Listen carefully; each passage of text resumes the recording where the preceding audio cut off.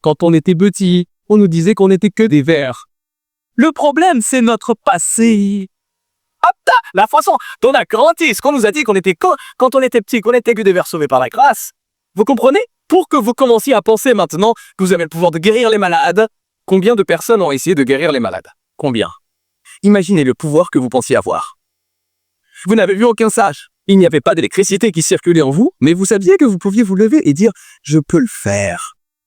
Nous sommes là pour vous dire que vous pouvez faire la même chose que vous voyez se faire. Vous pouvez parler aux nations, vous pouvez parler à votre famille, vous pouvez parler au village, vous pouvez parler à tout ce à quoi vous voulez parler. Vous pouvez dire au rocher de bouger. Mais ça ne commence pas tant qu'il ne changez pas. Il faut que ce soit un changement de paradigme. Quelque chose que vous changez dans votre cerveau. Je ne suis pas ceci, je suis cela. Psaume 20, verset numéro 1. Mon Dieu, pourquoi m'as-tu abandonné? C'est pour ça que les gens pensent que Jésus a pleuré. Pourquoi Jésus pleurait-il? Il est le fondateur de l'univers, le PDG de l'univers. Pourquoi pleurez-vous alors que vous êtes sur le point de mourir? Il ne pleurait pas. Il citait un passage des Écritures. Il essayait de prouver que la mort n'est rien. Et je suis ici par prophétie. Je cite tant de ce que vous, les Juifs, savez tous. Psaume 22. Jésus ne pleurait donc pas, comme si Dieu m'avait abandonné. C'est ce que le prophète Samson a vu. Voyez que la réalité était un sentiment, qu'il allait ressentir en tant qu'homme. S'il devait le décrire, il dirait « J'ai eu l'impression que Dieu m'avait abandonné. » Et j'ai crié « Mon Dieu, pourquoi m'as-tu abandonné ?» Mais dans cette prophétie, il prophétise comment Dieu sera abandonné sur la croix par Dieu. Vous m'entendez?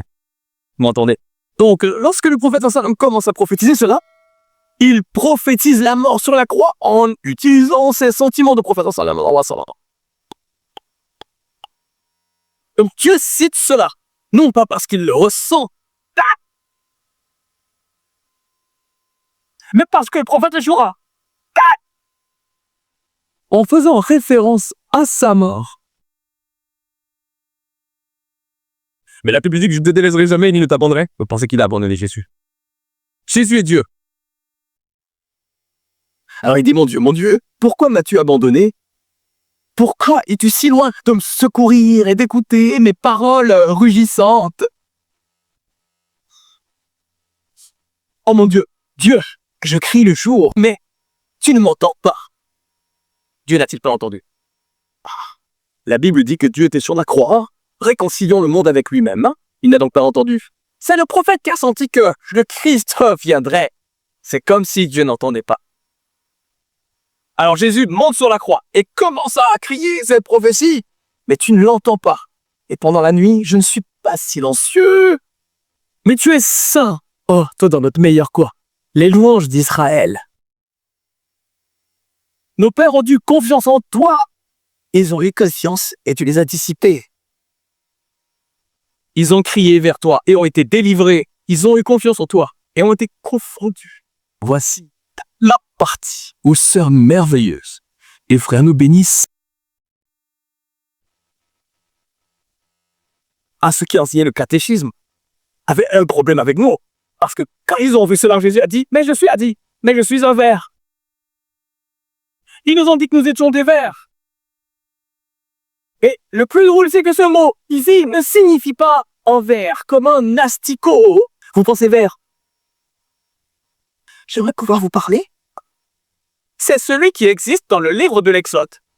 Lorsque la Bible parle du manna. Si vous laissez le manna, le ver viendra et le consommera. Si vous le gardez, ce ver et cette personne, pouvez-vous mettre l'image là pour qu'il puisse la voir? C'est celui qu'on appelle le ver. Écaillé. Bien que vos péchés soient comme... Oh, vous n'êtes pas devenu rouge comme un ver. Ce ver ne donne naissance qu'une seule fois. La Bible dit que si le grain de blé ne meurt pas, il ne portera pas beaucoup de fruits. J'aimerais pouvoir vous parler. Alors, quand il est sur le point de mourir, il s'accroche à un arbre, ne le quitte jamais. On l'appelle le ver cramoisi, le plus grand ver. Et quand il se déplace comme ça, il met une teinture rouge, écaillée et s'enroule. Autour d'un arbre, il Il sait que je n'accouche qu'une seule fois. C'est pour ça que Jésus n'a jamais été marié. J'aimerais pouvoir parler à quelqu'un. Vous savez, vous ratez celui-là. Jésus n'a jamais été marié parce que la naissance qu'il allait donner allait se faire sur la croix. À moins qu'un grain de blé ne meure et ne tombe à terre, il ne portera pas beaucoup de fruits. Mais s'il meurt, il s'enroule autour de lui. Et pendant qu'il est là, les enfants, les bébés de ce ver commencent à dévorer la mère. Ah, la Bible dit, ceci est ma chair. J'aimerais pouvoir parler à quelqu'un. Il commence à dévorer ce corps. Jusqu'à ce jour. Même s'ils font cela, ce qu'ils préparent en ce moment, ils le préparent pour le temple et ils le préparent pour les autels et tout ça. Ce qu'ils utilisent dans les autels, c'est la teinture rouge pour teindre le dessus du tabernacle. Parce que c'est du ver dont il parle, pas de vous qui êtes le ver. Donc quand Jésus a dit « je suis le ver », il n'a pas dit « je suis le ver », il a dit « je suis le... » Ah. Et le mot toilette signifie vert dans le sens de ce type de vert ou écarlate. Cramoisi. Écarlate. Cramoisi. Il ne fait pas référence à vous comme un ver. Madame, vous n'êtes pas un ver. Vous êtes plus grosse que ça. Écoutez-moi bien. Écoutez-moi bien. Il commence à manger la chair de la mère. Et la mère est déjà morte. Vous entendez ça? Puis, quand on arrive au 3e jour, n'est-ce pas merveilleux? Quand on arrive au 3e jour, elle devient blanche comme la neige. Et Ésaïe intervient et dit, bien que vos péchés soient écarlates et cramoisis, je les rendrai blancs comme la neige. Voilà. Regardez ça. Il choisit son propre arbre. Et la Bible dit, et Jésus botta tout l'arbre, tout.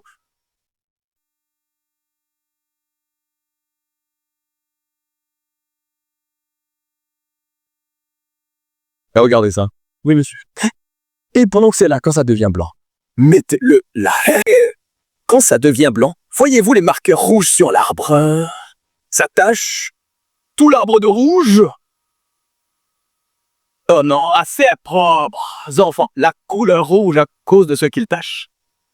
Donc, il est mort. Mais la couleur rouge recouvre les enfants de vraie couleur. Et la Bible dit que nous sommes couverts de sang. J'aimerais pouvoir parler à quelqu'un. J'aimerais que les gens ici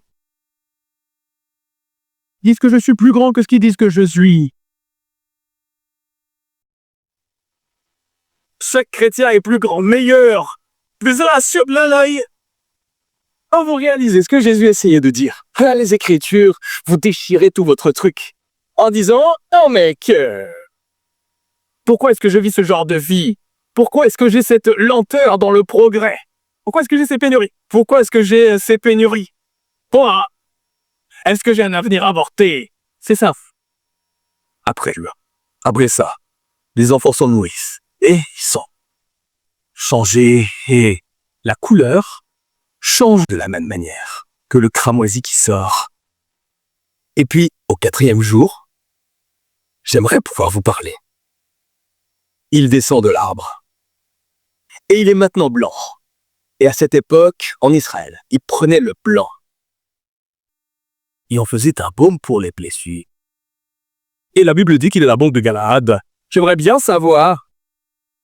Je ne sais pas si vous parlez du cramoisi, qui ressemble à de la cire, et en fait, on l'appelle cire. On l'appelle cire. Et la Bible dit de cette façon, Jésus a dit, mon corps a été transformé en cire. C'est une parole prophétique.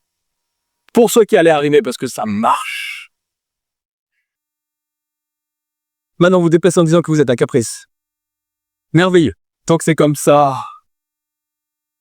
Nous nous déplaçons avec l'idée que nous ne sommes en réalité rien, parce que les Écritures ont été mal interprétées. Donc, il est possible de se tenir dans la rue d'Harare, de se tenir comme dans cette rue de Londres. Quel que soit le riche qui bouge. D'accord, c'était bouge. Ah, mon Dieu. Ce soir, mon adresse est le numéro 14, il devrait savoir. Et ensuite, il devrait venir chez moi. Vous pouvez être spirituel si vous le souhaitez. Vous pouvez faire fonctionner cette chose si vous voulez qu'elle fonctionne. Il faut juste que vous soyez spirituel au point de contrôler les questions spirituelles dans le domaine de l'esprit. Vous êtes plus grand qu'un ver. Vous êtes plus fort qu'un ver.